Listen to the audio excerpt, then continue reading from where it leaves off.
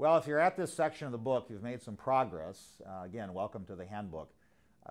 This introduction to the what I consider the main body of the book, I think is very important for us to discuss just for a moment. And I hope you'll find the introductory material useful to help position the many chapters that are in this section of the book. We use a term called stakeholders, S-T-A-K-E, holders, not shareholders, although a shareholder is a form of a stakeholder. And this term is a little obscure, but it gets attention. We've used it in China, we've used it all over the world, and it has the following meaning, that it's an individual or organization who has a stake, that is a commitment of some sort, positive or negative, in the success or failure of your organization. So these are the many publics of public relations, or the many audiences of journalism today, but we put a special meaning on this, that we're not just sending out information to them on a one-way basis. We're really involved with that stakeholder group or individual organization in a way that is absolutely crucial for the public relations team and individual leadership to know about and to warn the management of the organization, or to celebrate with the management of the organization the support of these organizations. We start out with a very kind of controversial approach here. Rather than start out, as my friends in integrated marketing communications do, talking about the customer and other stakeholders, really what I've done with this book, with all the help of my colleagues from universities and from corporations, is to talk about the stakeholder, including customers, to send a message that we're really looking at the widest possible range of organizations and individuals who can impact your company or your not-for-profit or your government agency. And that's a very important beginning, because it suggests that we think, for example, from the research, that the first chapter in this section that you'll read by Keith Burton really sends a key signal to you, and that is it's about the employee.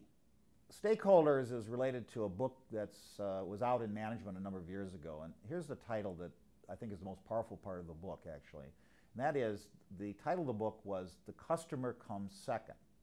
Now that's a little unexpected, because people are very customer-oriented. But the premise of the book was pretty close to the premise of this model here, that the idea for a company is that for a company, the employee comes first. And for the employee, the customer comes first. So my argument is that when you look at the role of leadership in public relations or in any organization, that you as a reader in this field now and a student studying it should look at all the possible stakeholders, and we think first the employee, and then we look at all the others, including the customer. The employee, which will be a chapter immediately following this section by Keith Burton at Inside Edge, really demonstrates how important the intelligence and the intellectual property of having bright thinking people in your organization can be to the future and success of your company.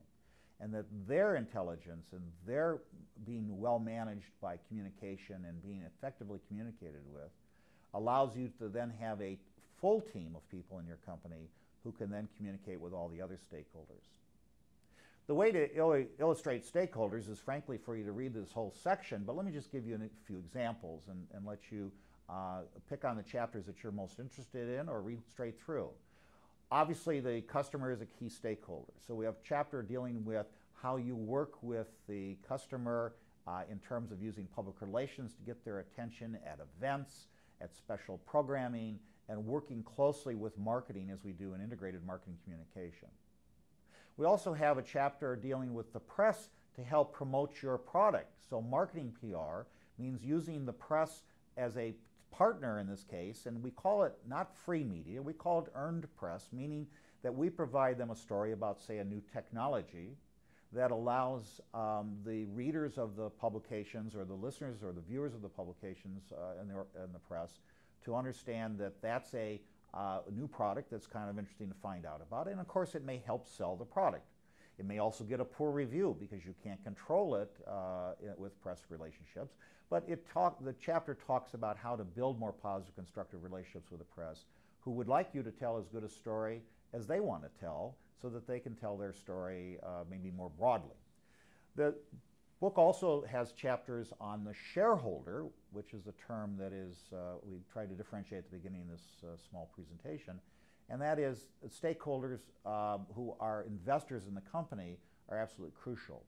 It goes on to look at the government as regulators, both state and local and federal government as potential regulators. It looks actually at the CEO as one of your key stakeholders inside the organization.